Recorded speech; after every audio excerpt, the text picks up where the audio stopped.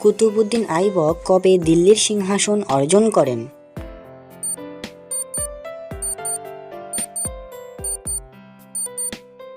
উত্তর 1206 সালে।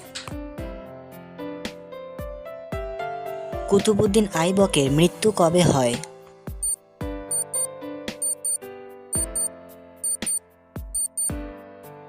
উত্তরটি হলো 1210 সালে। এবারের প্রশ্ন, চেঙ্গিস খান কবে ভারত আক্রমণ করেন?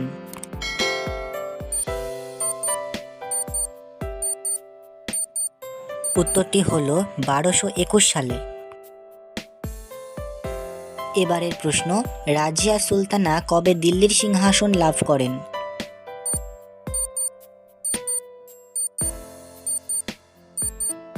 উত্তরটি হলো 1236 সালে। রাজিয়া সুলতানার মৃত্যু হয় কবে?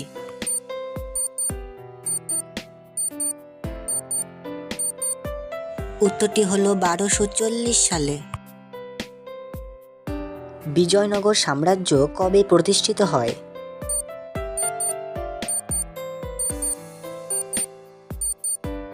উত্তরটি হলো 1336 সালে। এবারেরটি, ফিরোজ শাহ তুগলকের সিংহাসন অর্জন হয় কবে?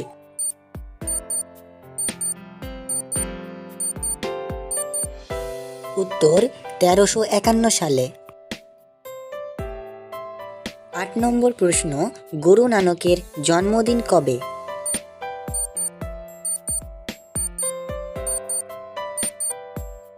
উত্তর 1469 সালে।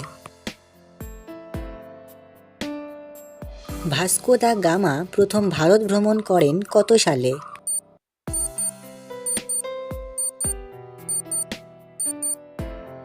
এটির উত্তর হলো 1497 থেকে 98। আজকের শেষ প্রশ্ন, পানিপথের প্রথম যুদ্ধ হয় কত সালে?